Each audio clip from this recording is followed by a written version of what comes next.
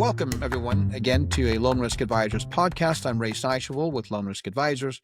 Today, we have some very special guests. I've got Val and Greg here from Polygon Research to discuss lots of things, one of which is the state of the industry that's always fluctuating, and they're in the know, and they'll explain that in a second. And then we're going to talk about what they do, which a lot of it has to do with data and how you can use it and the simplicity of it, and yet powerful way you can use information to manage your business. So with that, Val and Greg, thank you for coming to Loan Risk Advisors podcast. Thank you for having us, Ray. I'm very happy to be here. Well, we're very glad to have you. So Polygon Research, now, of course, I'm familiar with what you do, and I think it'd be understatement to say, oh, you just collect data or you just do fair lending or something. You really are a powerhouse of a lot of data and can be used to manage your business, whether you're a community bank, a credit union, independent mortgage bank. Pretty powerful information. But in your words, tell me, what is it that you guys do, and how do you help people?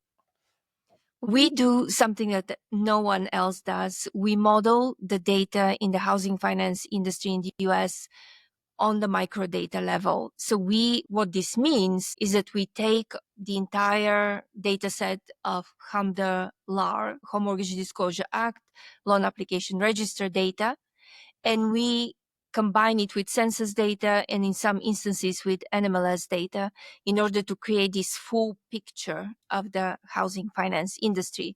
And once we do this, we sell those subscriptions. Those are subscriptions that we sell to the entire world. So anybody can get a subscription and look at their model, look at their competitors' model, look at the fair lending outcomes, look at their marketing strategies, and create a better outcome, better business, more solid business. And in that, we hope that the consumer will win at the end of the day. Ray, the way I like to frame the power of what we do that Val just described is to think about statistics. And a lot of people don't particularly like statistics. Used to be in the mortgage data and housing finance world, you really had to lean into statistics because you had to take a sample of the data and analyze it and then draw some conclusions and then represent how confident you were that your conclusions were right because you just took a sample.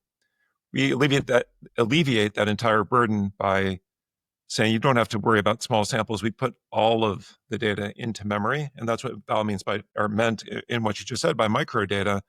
We pull all of it, millions and millions of records over 6 years, over 115 million mortgage transactions, to be specific, in our tool, HMDA, into memory. And then we package that in different charts and tables and maps, and then further let you interact with that to drill down and get the question that you're after.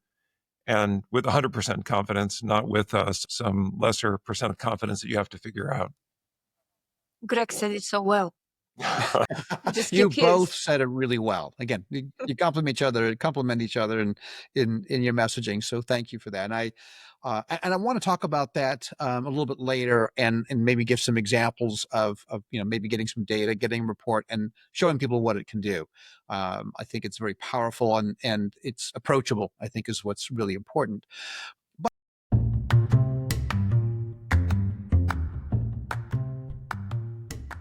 But one thing I do want to talk about, and I'd be remiss if we didn't talk about it, is the state of the industry. Now, and I say that almost in all my podcasts now, and every conversations I've had, blogs, whatever it might be, people I talk to at conferences, you can't help but talk about the state of the industry in light of the change of administration and what's going on. So before we get into some of the data and some of the reporting, because you are front and center with the people you work with, where you're located, I kind of want to hear your opinion of what do you think is the state of the industry? I've talked a lot about the CFPB.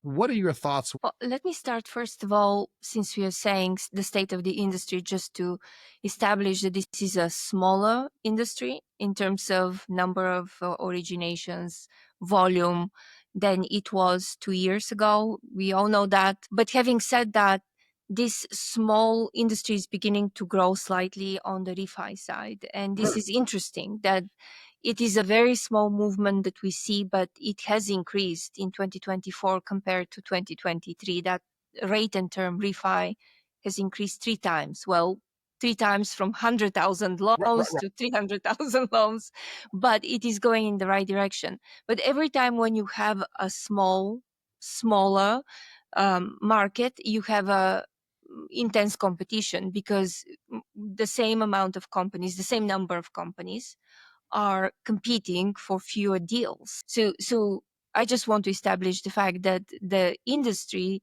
is smaller and has more competitors that are competing fiercely.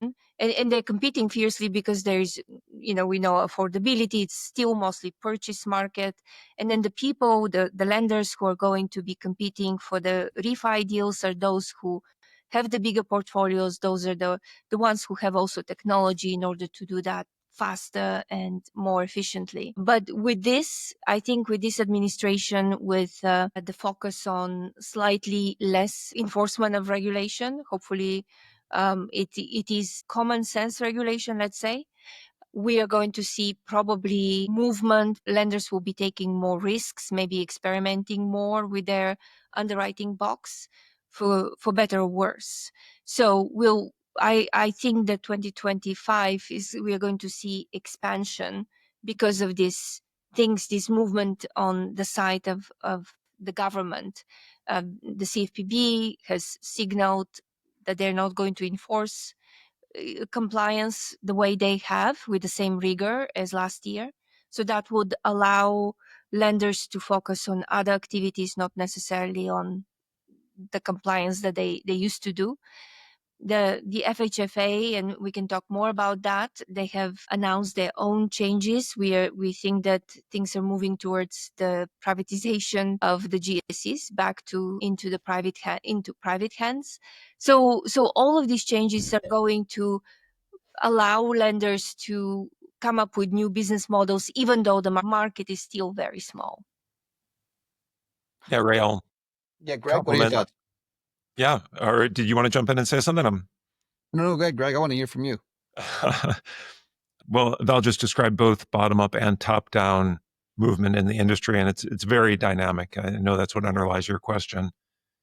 We're watching closely the executive order that came out in February with a 30-day timeline, by the way, that has now expired. So we're wondering what's going to come of the review. But this is the review that was part of the executive order on the cost efficiency initiative, with DOGE in the headline, in the title as well. So the DOGE cost efficiency initiative, 30 days for each agency head to work with the DOGE representative that each one of them now has to come up with as significant cost reductions as possible. So what will that mean? We're not sure. We got some hints of that. We have gotten some hints of that along the way, the first couple of months of the administration, but most likely the bigger ones are still coming. So while I don't have a concrete answer, that's certainly something we're all watching to see what happens there. Val called out the FHFA changes. Director Pulte 2 days ago now shut down the GSE, Fannie and Freddie participation in special purpose credit programs, which is something that had gotten a lot of attention, was complementary to actually what was a bigger movement among lenders, mortgage lenders, to do the same over the last couple of years, since some advisory opinions from first HUD and then CFPB deep into 2020, I think was the CFPB one, that kind of opened up the floodgates there. So private lenders have been doing a lot, sometimes in concert with Fannie and Freddie, but now Fannie and Freddie won't be participating there, so that's a change. It's a relatively small number of mortgages, but I think when people set out to do an SPCP, they have really earnest and important goals in mind. So I think we're going to see some adjustments there as people update their strategies. And we're happy to talk more about that as well. But those are a couple of the things that we're watching right now. Thank you. And great feedback. Val, I'm with you. I think we're going to see some innovation, right? Now, interesting, I say innovation. I'm mostly the compliance guy. I'm less on the credit box, right? But you mentioned credit. That's a very good point. I see that with compliance as well. I think this is an opportunity to do smart innovation without the fear of any unpredictable responses from regulators. Val, we should probably have more conversation. Maybe mid-year we're going to have conversation to find out what are we seeing, because I think there is going to be innovation across the board, or there's opportunity anyway, innovation across the board, and see what happens this year. We noticed in the CFPB, we know what's happening there, of course. I will tell you that, in fact, most recently they vacated a settlement that they had put in place on a case that everyone's familiar, Townstone. It was a fair lending case, and they had even a settlement with the principals of the company in that fair lending case, and even that's being withdrawn. So it's interesting how the CFPB is coming forward. I think what happens is, um, this doesn't mean the laws don't apply, regulations doesn't apply. This doesn't mean that you can be reckless or irresponsible. It just means that people like you and me, as I say, who are the stewards of the law, in this case, your case, the data and the results, really have our job cut out for us, right? Look, here's the rule, and I'm not going to get you scared of the CFPB. Just know here's the rule, and you should be scared of me or whatever. Respect what I'm saying, and I think you guys as well, saying, look, the data tells me this. So I respect that. So that's very good. Well, that's really interesting, right? Because I like actually that if we can talk a little bit more about the innovation, on the innovation aspect. Sure. And specifically, how do lenders innovate? Because we brought that word already. So I think we should kind of try to take it apart a little bit more. I was actually thinking about this on a recent walk by myself, just kind of processing the day and thinking that, when you think about innovation and creativity, you're thinking about artists, and they're experimenting. They have different materials, they have paints, they have support materials, subject matter. So they're constantly experimenting and then coming up with something beautiful, like new way of looking at the reality. Scientists, they're in the labs, they're constantly breaking things and creating new substances, and things are fuming, and at the end of the day, we have progress in science. They discover new drugs and new ways of helping people. And then data scientists, we experiment with models, with algorithms in order to come up with better way of using data. The result has been in the last 3 years, the ChatGPT, this generative AI. So this is a result of experiments. So, and I was wondering, how do lenders experiment? They can't necessarily break things. They can't invent something completely new. So I'm just wondering, what do you think? How do you think lenders can innovate and experiment? That's a good question. I think a lot of what we do, whether it's law or credit policies, lie in the ambiguities. So I think if we just had the courage to navigate in the ambiguities, knowing that the results would be received better than before, right? So CFPB would shut you down, right? I'm exaggerating slightly, but if you go into ambiguities and they don't like it, it's not going to be pleasant. But if you go in the ambiguities and you'll be somewhat more supported, or at least there's more collaboration with whether it's FHFA or Fannie or Freddie in credit space, or CFPB or any of the bank regulators, of the compliance side, we can go a little bit into the ambiguities. Now, what do I mean by that? The example I often have is using AI. So there's AI then that maybe can take applications. So it's really like a person. It's a voice of a person, but it's actually AI.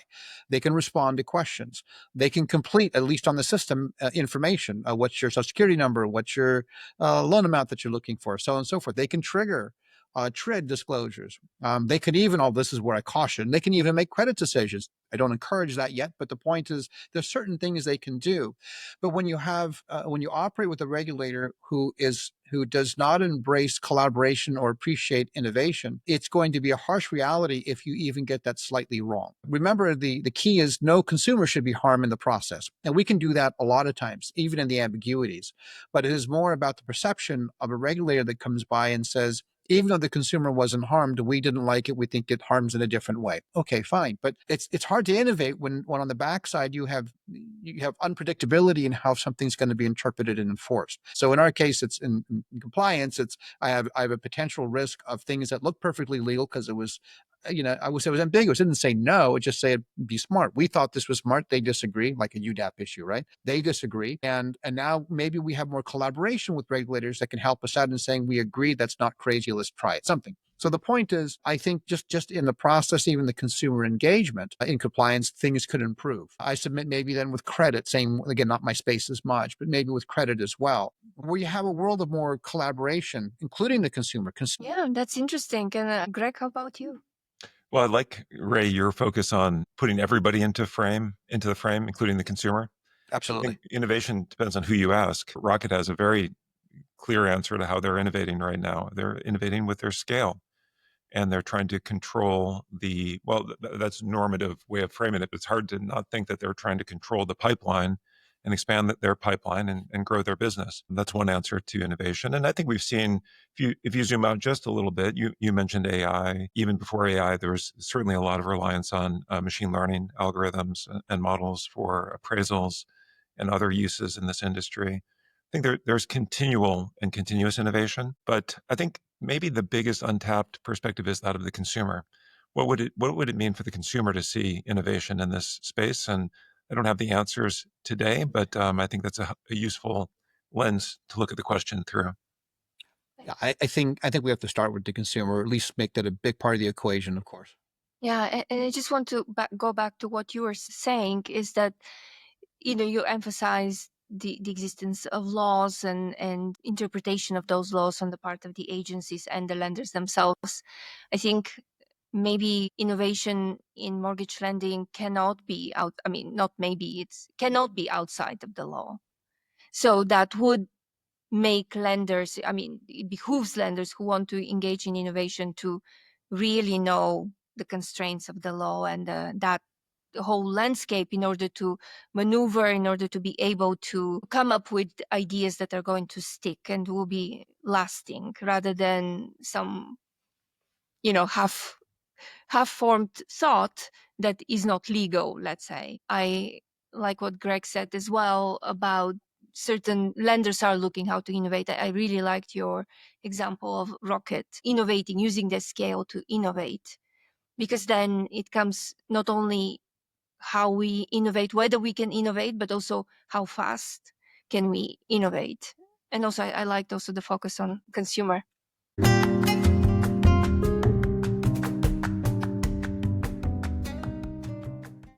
Absolutely. Well, that's good. I appreciate that feedback. And I think it's encouraging. Like I said, we'll see what happens in 2025 as we go forward. Insofar as what it looks like, it's encouraging to hear that refinance is coming back a little bit. And I kind of want to shift now, and it kind of goes to the point of what you guys do. Trust me, when I'm walking on my own and thinking, Val, while I do have creative thoughts, I don't have access as a general rule to data to say, hey, refinances are up, rate and term refinances are up, the 300% or whatever it is, right? You get to see some trends in the data that I don't get to see. I work in law and regulation, primarily in operations. And to that end, I know that Polygon is quite focused. I'm going to say proud, frankly, because you should be, on data management and, like you said, modeling. If you could maybe explain or give some examples of what that might look like, and then maybe we'll try to give some real examples on court issues and see if I can challenge you guys and say, what do you think about this, and see what you have for information. But first, give me an example of when you say in the top of the podcast, you're talking about you put models together, so on and so forth, to understand your business. Can you give me an example of maybe how that works, or what you've seen or what you've done? We started with HMDA data. And we started in 2017 to model that data because it was the biggest data set that we can find that described the industry. And 2017, the data was about, already 2016 and 15. It was quite a limited data set. And then in 2018, when the new data came out, and suddenly what we saw, and this is through this iteration, through this innovative process that requires you to experiment with data, we saw that actually this is an amazing data set. And so back to your question about use cases, what kind of information or what kind of models we create, is the HMDA data is a model of the entire loan life cycle during loan origination process. So starting with applications, we know that, and then we model that journey of that application through the entire process. Some applications fall out, some applications end at the underwriting table, some applications get denied, and some get approved but not accepted by the borrowers. And at the end, we have funded loans. So what happens? So for us, the data is like a story. You're building the story of that application that goes through, who took the application, what borrower, what applicant submitted the application, how they were, where they originated, what's the origination rate compared to other segments, whether it's a market, whether it's a lender or another borrower demographic. So it creates a really, I would say, multidimensional view of the real world of mortgage banking. It unifies this data set, unifies different processes that are happening in the mortgage, especially on the loan origination side, if we're talking about the HMDA data. I mentioned that we blend it with other data sets in order to fully express the power of this data set, in order to explain why things are the way they are. And so we, based on that, we have began to model things like borrower profiles. That data exists, and that is a data that is transparent, that is compliant, that is granular, and that is comprehensive. It's not data that you can pick and choose. It's the law that has required lenders to report the data. And at least last year, the CFPB has been putting a lot of effort in data quality. So it is this verified, large, comprehensive data set that gives us the sense of who the borrowers are. So age, so we can create those borrower profiles by age, by sex, by ethnicity, by income. And so that rich borrower profile is one example of our models. It is used by marketers, that you can adjust the communication. You can use the location of the typical borrower that you want in order to provide relevant messages or marketing communication. And we know that it has to be done very compliantly. You cannot pick and choose.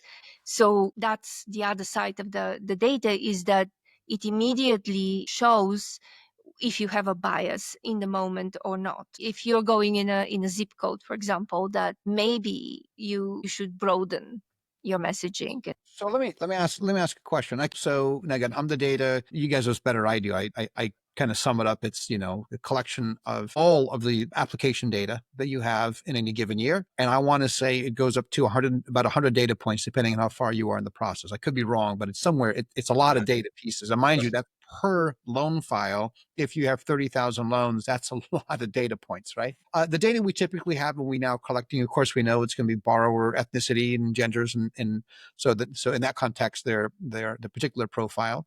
It's going to be loan amount. It's going to be, of course, geographic. So we'll have census tracts and other information. But it also collects generally the fees on the loan, correct? Yeah. Correct me if I'm wrong on some of this. Let me flesh it out a little bit for you, Ray. This was part of the expansion that Val called out in 2018. We got a lot more data points in 2018. And what we have in HMDA Vision, our HMDA product, our interactive dashboard, is well over 100 fields. Now, some of those are the original core pre-2018 fields. Some of those are the expanded fields. And then some of them are derived fields that we break down to express things in valuable insights from the data. But yeah, there's a lot of the expansion was about pricing. And this is what allows us to do loan cost analysis. And we've done some big studies that people have talked about online at a high profile, where we look at what are the loan costs over here compared to over here. And HMDA facilitates all of that. That could be by channel, because there's rich information in HMDA that identifies 4 discrete and well-defined origination channels. And that's completely separate from then purchase loans, which is not really a channel, but you can look at that as the full correspondent model. People purchase already originated loans, but just focus on originations. There's 4 discrete channels. And so you can look at loan cost breakdown within those, or across loan products, loan types, geographies, lenders. There's over 5,000 lenders who reported in the most recent HMDA year that's available. And so you can really do some competitive intel. But the types of data, to directly address your question, the CFPB is focused on borrower costs. So if you think about your closing disclosure form, think about that first leftmost column, the borrower paid by borrower. And the HMDA data covers really the first 3 boxes A, B, and C, in different fashion. A gets its own spotlight, origination charges. And then to complement those, we get lender credits from down below, and we also get discount points called out as a separate item, because that can be a big component of box A of origination charges. But then they combine boxes B and C implicitly they combine it because they give us total loan costs. Sure. You can back out what we call services you shop for, services you don't shop for, into a separate field. And so across origination charges and services, you've got all three of those first boxes. What we do have in the public HMDA data is combined loan to value, CLTV, got DTI, got interest rate, we've got rate spread, which gets to the question of seasonality and the underlying question about what the sort of the going rates were when that loan was taken. We don't have credit score in the public data. Right. Polygon Research, however, estimates it. We compare to other data sources, and we have what we think is a very solid credit score estimate at the loan level. So we incorporate that as well. We disclose it's an estimate. We make sure that we're transparent about that it's not a publicly reported field, but it's, again, what we think is a solid estimate.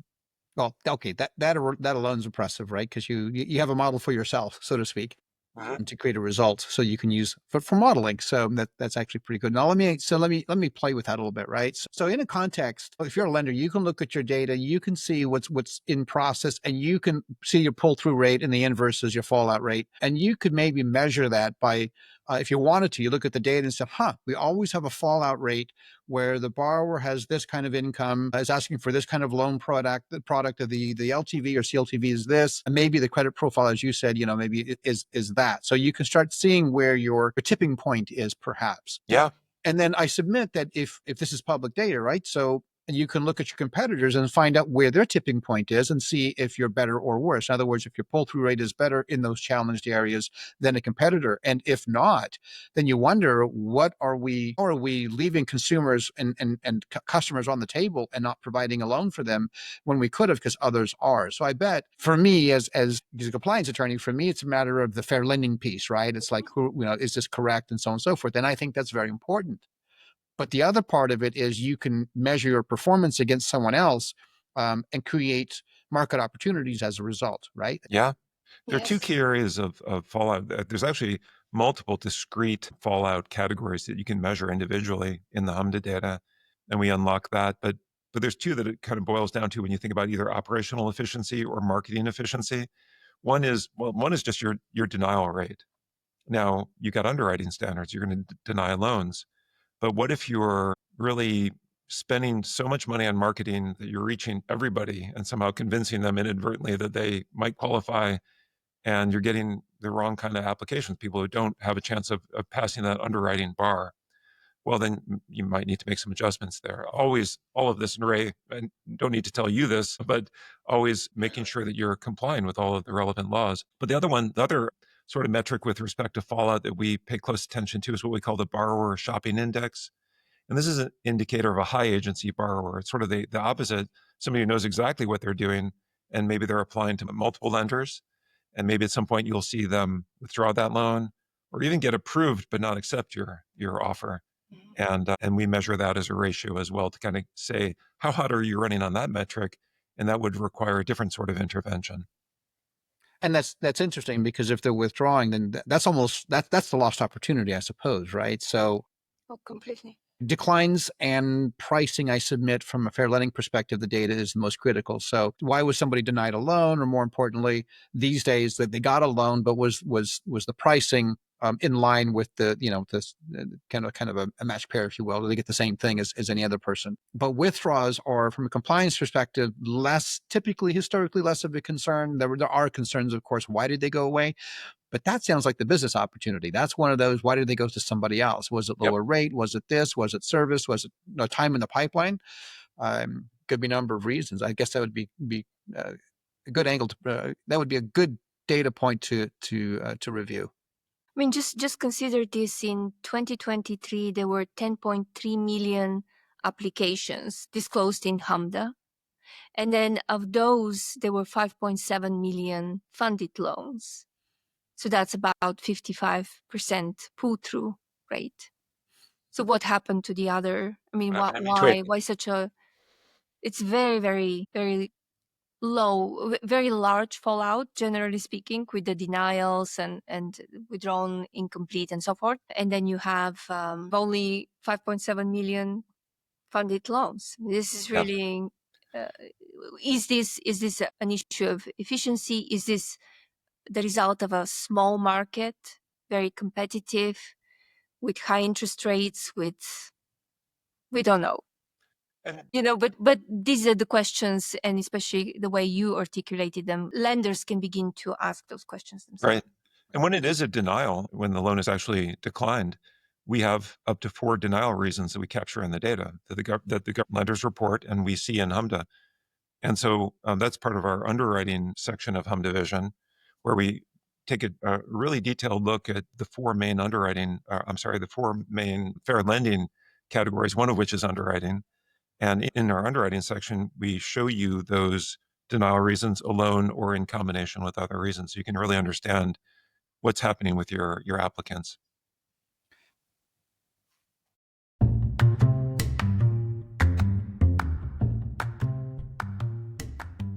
Okay, so I appreciate that you guys, like I said, you have a lot of data sets, data points. You can do modeling. You can measure a lot of things that I'm not even sure people know you can measure. And I want to say simply, again, for people like me, it's not simple.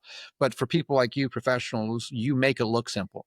So I want to try a couple things. And so Val, you mentioned you have like NMLS data and similar data. So it's not just the HMDA data. So let me ask you this question. If I were running a company and I want to know about tenure of my loan officers or maybe the turnover rate, because we know that turnover is expensive or tenure, a short tenure could be expensive. Let me challenge you and say, pick a couple of companies similarly situated and could you tell me something about the tenure or anything about the loan officers at that company insofar as their time there or something like that? Yeah, absolutely. We can pick, in fact, we can take 2 of the independent lenders in the top 10 list and look at their average, compare their average tenure of their loan officers, and then compare their turnover. Often we want one number to make all of our problems go away. But in this situation, if somebody gives you the number for tenure, you have to ask the next question about average loan officer turnover. And I'm happy to explain that. But let's go back to our example of 2 lenders. We have 2 independent lenders, top 10. They fantastic companies, been around for a while, and they do similar volume. The tenure of their loan officers is similar. One has slightly higher tenure of loan officers at 3.7. The other is at 3.3 average tenure expressed in years per loan officer. But when we look at their turnover, we see that the one with the lower tenure has higher turnover, 3 times higher, in fact. So when we look at the staffing results of those 2 lenders, we can see that one of them has a lower tenure than the other. And with the lower tenure comes a higher average turnover of those loan officers and a lower pull-through rate. So how you manage your loan officers is important. And using the HMDA data blended with the NMLS data is a great way to see those things and make business decisions. Excellent. So really, and again, I think we all kind of think about this, that if you have loan officers more tenured with you for a longer time and less turnover, you're going to get better pull through. We make that assumption. You can actually prove that. And then you can measure it, I guess, is what I'm saying. Yes. So if you're a lender and you want to see that I improve, if that's a metric that's important to you, you can measure that today, look at it, I don't know, 6 months and 12 months from now, and find out, did we improve? Because I think that's an important metric, because with that would go better pull-through rate. So maybe that's a good measure. So that's a great example. Thank you, Val. Greg, I know, again, you're the data lover, and I appreciate that.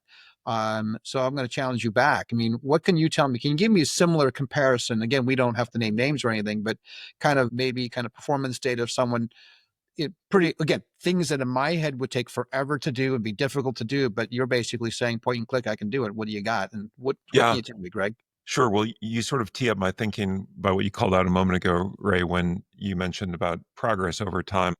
HMDA's been around for a long time, but these expanded data points we've talked about have been around since 2018. So that's 6 HMDA years so far. And we're recording March 27th. There are literally just a few days for the CFPB to publish the 2024 data, which they have to do by the end of March each year for the preceding year. So very shortly, we'll have 7 years of the full LAR, as I described, up there in memory for our users to interact with and to slice and dice. One of the ways we do that is by scatter plots, where we plot some of the pricing elements. And so if I look at that a sheet in Hum Division and limit it to just the top 25 independent lenders, and what I'm looking at is sort of a crosshairs where we're looking at net charges and credits horizontally, and that's what we were talking about earlier. That's those origination charges with, including discount points that might drive up those origination charges, but then any lender credits subtracted. And so this speaks to pricing strategy. How are lenders and borrowers collaborating to get somebody into that loan, so to speak? And what is the rate that results? And so that's what's on the vertical axis. So we're plotting costs against rate. And if I look at the top 25 independent lenders, the range there is from about $0 net in fees up to almost somewhere around 7,000. And that's on average.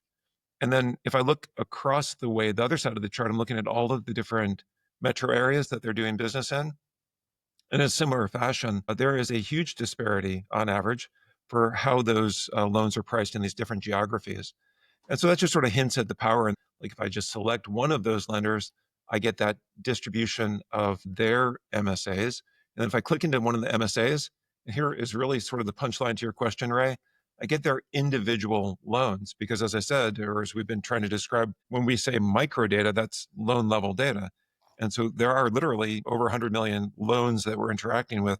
And if we drill down to a certain meaningful scope, we can see those individual loans. And then we're not looking at averages anymore. We're looking at the pricing on that loan. And it's really interesting to see what informed the distributions that inform those averages or the medians that we can also look at. So, and that's amazing. So what you're telling me is if I were a lender, I come to you and say, first of all, I can see the data, or you can show me the data, and it doesn't take a lot of work. I mean, again, I don't want to make it sound simple. It's a lot of work for you guys in the heavy lifting that you've done. We don't know how to do that. We can't do the lifting, or even if we tried, we'd break our back. So if we come to you, we can say, hey, if our question is, it's like, how is our pricing? How competitive are we priced in a certain MSA compared to our competitors? You could see that, right? In fact, if you tell me that for sake of discussion, there's $0, that may be a unique case, right? 7,000, let's say 7,000 is the average. Let's say $14,000 was the highest price cost loan for the size that you had, et cetera, in a particular situation, MSA, whatever. And if I were the lender that made that loan, I want to know, I want to see that. Yeah. Why was I what happened? Again, unique situation. There could be legitimate reasons, but the data is compelling enough that it can tell me how competitive I am and am not, as well as how I'm performing. This is, in addition to this, we go into fair lending analysis, kind of the natural flow into it. What I'm getting at is, if I come to you guys can tell me a lot at pretty much at a point and click for you guys into your system and tell me how I'm performing on critical questions that range from marketing and fees and my competitors all the way down to how am I performing from a fair lending perspective. Is that about fair, Greg? Yeah, that's absolutely right, Ray. And in fact, and thank you for the call out about the hard work that goes into it. Everybody who is serious about their mortgage strategy is looking at this data.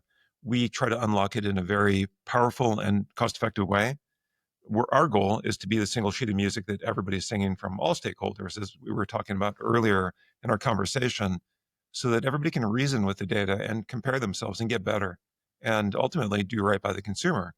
But that's at the discretion of everybody to jump in and start thinking about this data.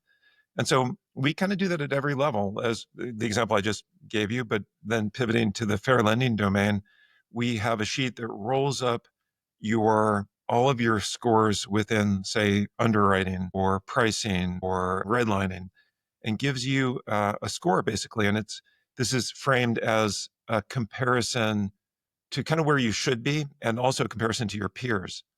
And so you can define your peers multiple ways in our tool. You can do that in a bespoke fashion, just choosing them manually, or you can get or rely on some traditional ways of identifying peers.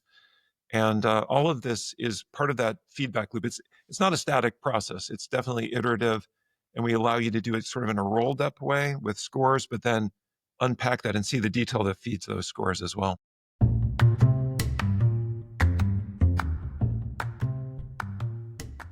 to add that when the CNN article broke out for Navy Federal Credit Union in December of 2023, we could just follow the assumptions of that journalist in our in-home division, and we built exactly what the journalist was looking in home division instantly. Basically, it took us 5 minutes just to open it and take the article and write down those filters, and then we apply them. And here we got the disparity of their originations rate, approval rate to Black or African American borrowers compared to other participants. Yeah, that was a great case study because we saw, oh, yeah, I see what the CNN journalist is looking at. And then we could also zoom out and see, oh, I also see what they left out. And it was Yes. very, very interesting exercise. So in that example, and again, not to be argumentative or provocative about it, if you're looking for something, he found it. But if you look at the broader scope, it wasn't as bad as it looked, perhaps, is what I'm suggesting. Does that make sense? Depending how you look at things, perspective on the data? Yeah, since I brought it up, let me put a bookend to that. It's sort of like, unless you really spend some time trying to be complete, you're going to be subjective. And so it's really easy to come away with a subjective take. If you want to go and find a subjective take, you can do it. Like I said, narrow the lens and find something that looks bad.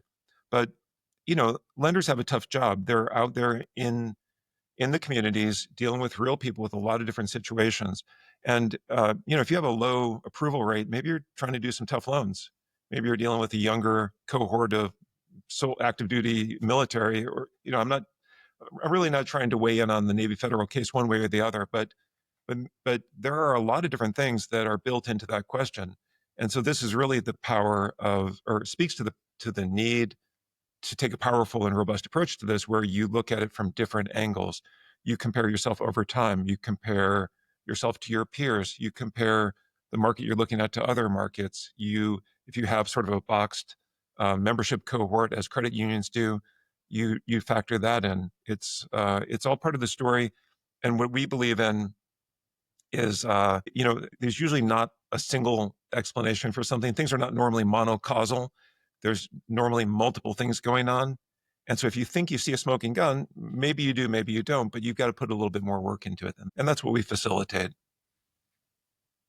So, okay. So I'm going to put it this way. You have the technology, you've collected data that beyond the scope of just HMDA, so you do other things as well. I'm going to think, having talking to you, that technology and data is one thing, but having a good data coach explaining it to you, even with the technology, even having collected that data, is important as well. And what I've experienced here is, I'm sorry, you're one hell of a data coach, both of you. You understand it, you can explain it, we can ask a simple question, right? Simple question. And I think that's the issue is how am I performing here? So if I have better tenure on my loan officers, couldn't I get better pull-through rate? Yes, and let's compare. You have that. So we can ask the questions, but the data itself doesn't answer it unless you have a good data coach to articulate what it is. And it looks like you've done I can tell you right now, you've demonstrated that you both are extraordinary at that. And I think that's the important part here, is the coaching part, if you will. So I think that's extraordinary, truly. We appreciate that, Ray. And we try to be good coaches, and certainly through our conversations with our customers, through our consulting, through our classes, we try to really lean into that. But also, we see users who start out saying, what's going on here, become power users and really start driving the analysis themselves. And ultimately, that's what we're trying to facilitate. Well, that's a sign of a good coach. That's a sign of a really good coach. Let's just be honest. So it's beyond data information provider. It's truly a good coach. So very good. Anything you want to close out on? Any thoughts? Any other analyses? Any wisdom you can share with us? Wisdom is going to be hard to come up with here, but what I would say is that I think this is the age of data and AI, and I think that lenders do have to pay attention to that. It's just especially if they're releasing this data out into the open. I mean, here we go. Here is my HMDA. They have to really know that story, because with the developments in AI, somebody else will be telling that story. It could be a robot telling their story, and you want to make sure that you understand it first before someone else, like Navy Federal, for example. Yeah. Greg, Ray, I would say, tying to your domain, that Fair lending is not dead, despite some of the changes that we've seen recently. I mean, it's the law. People have an obligation, a legal obligation, a moral obligation to pay attention to the law and adhere to it. But also a practical one. Fair lending analyses span multiple years. The ones in the future will be looking back on these years. Keep track of what you're doing as our message to everybody, and make sure you're not getting blindsided by anything. But don't just use the HMDA data for fair lending. Use it for marketing, for competitive intel, for education, for all the other things it's good at as well. Well, thank you both for being on the podcast. I greatly appreciate it and that which we learned from it. So for everyone else, thank you for listening to Loan Risk Advisors podcast. Again, hope to see you at the next episode. But for today, Val, Greg, thank you so much for sharing your information and sharing what you do and showing actually what you do. It was excellent. So thank you very much. You're welcome, Ray. Pleasure. Thank you. Our pleasure.